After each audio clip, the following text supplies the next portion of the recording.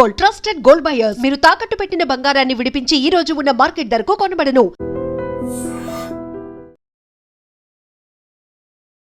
Hello views, welcome to I Dream Media. ఈ రోజుల్లో మంచితనానికి రోజులు లేవేమో అనిపిస్తుంది కొన్ని సంఘటనలు చూస్తుంటే.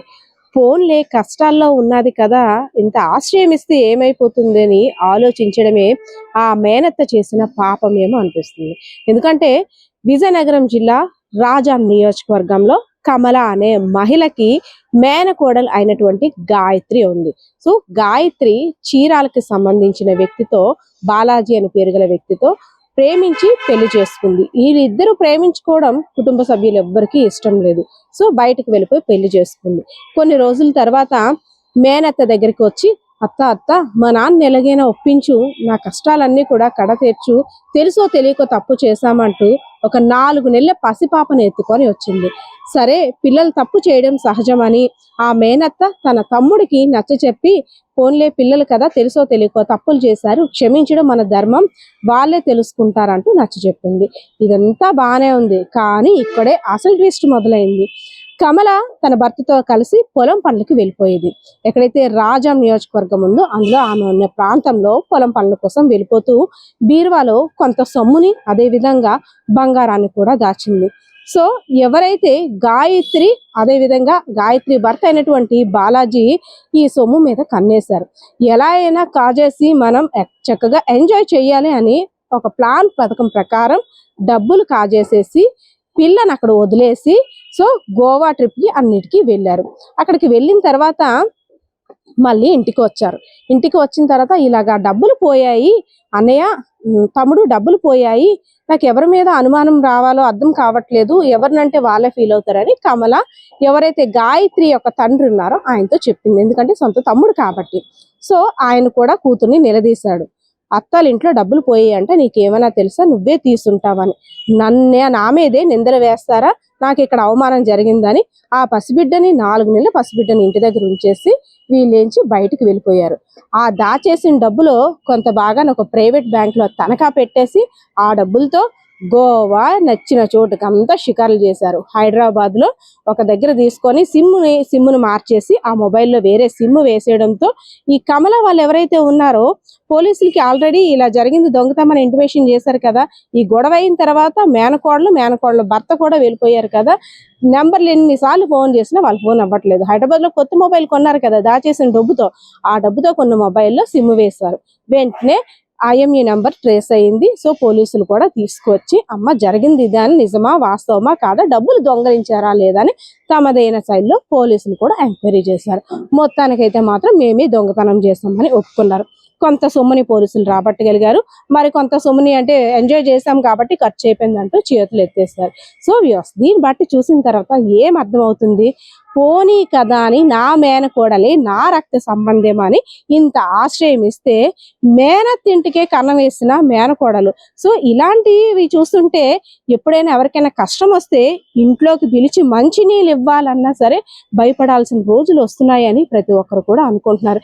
ఏదైనా అమాయకురాలైనటువంటి మేనత్తిని మోసం చేయడానికి తల్లిదండ్రులు వదిలేసినప్పుడు కూడా మేనత్త ఒక తల్లిగా ఆదరించింది. అందులో చంటి బిడ్డను చంకన వేసుకుని వచ్చిన దాన్ని ఇలా ఆశ్రయం కల్పించడం వల్ల ఆ మేనత్తకే పంగనామాలు పెట్టారు ఇద్దరు భార్య భర్తలు కూడా. ఇది చూసిన తర్వాత పోలీసులు కూడా ఒక్కసారిగా అవాక్కయ్యారు. ఎంతో ఇన్నోసెంట్ గా కనిపించే గాయత్రి ఇలాంటి ఘాతకానికి పాల్పడిందా, ఓన్లీ భగవంతుడు ముందే మేల్కొల్పేటట్టు చేశాడు.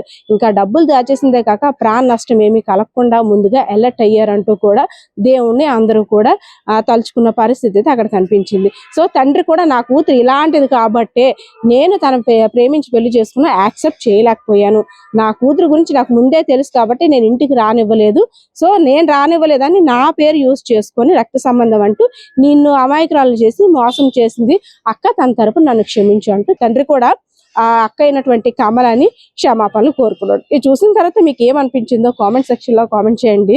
సో ఎవరైనా సరే ఆపద అనుకొని వస్తే ఎంత ఆశ్రయం కల్పించాలంటే ఆలోచించే రోజులు వచ్చాయా లేదా కామెంట్ సెక్షన్ లో కామెంట్ చేయండి. 100% Balakishore, Padma, I Dream media, Vizianagaram. December నెల 9వ తారీఖున మన రేగడామవలస మండలం బాలకేవలస గ్రామానికి చెందిన కిలారి కమల అనే ఒక మహిళ వాళ్ళ ఇంట్లో ఉన్న 13 తులాల బంగారం సుమారు పోయినట్లు మాకు కంప్లైంట్ ఇవ్వడం జరిగింది. ఈ కంప్లైంట్ పైన మేము ఎఫ్ఐఆర్ రిజిస్టర్ చేసి దర్యాప్తు కొనసాగించడం జరిగింది.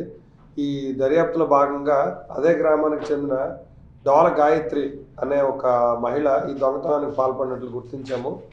అదేవిధంగా ఈమెని మ్యారేజ్ చేసుకున్నటువంటి వ్యక్తి దొడ్ల బాలాజీ అనే వ్యక్తి, వీళ్ళిద్దరూ కలిసి దొంగతనం చేసి గ్రామం నుంచి పరారైనట్లు మాకు అనుమానం కలిగింది. దాంతో వాళ్ళిద్దరి గురించి కూడా మేము వెరిఫై చేసుకుంటూ తిరగడం జరిగింది. ఇదే క్రమంలో వాళ్ళ తాలూకు మకాన్ని ఎప్పటికప్పుడు హైదరాబాదు, గోవా, ఇలా భువనేశ్వర్ ఇలా మార్చుకుంటూ వచ్చారు. వచ్చిన తర్వాత ఈ క్రమంలోనే మేము వాళ్ళపై నిఘా ఏర్పాటు చేయడం జరిగింది. వాళ్ళు ఈరోజు ఉదయం మళ్ళీ అగైన్ రాజాం వచ్చి ఇక్కడి నుంచి వాళ్ళకి 4 months బేబీ ఉంది వాళ్ళిద్దరికి. ఆ బేబీని పట్టుకొని ఇక్కడి నుంచి భువనేశ్వర్ వెళ్ళిపోదామనే ఒక ప్లాన్లోని మళ్ళీ రాజాం రావడం జరిగింది. ఈ క్రమంలోనే వాళ్ళని అదుపులోకి తీసుకోవడం జరిగింది. వాళ్ళ దగ్గర నుంచి పూర్తిగా అసలు నేరం వాళ్ళు చేసింది లేనిది నేరం ఒప్పుదల రికార్డింగ్ అనేది చేయడం జరిగింది. నేరం వాళ్ళు చేసినట్టుగా వాళ్ళు అంగీకరించారు. అదేవిధంగా ఈ మొత్తం బంగారాన్ని కూడా ముత్తూట్ ఫైనాన్స్లో తాకట్టు పెట్టడం జరిగింది.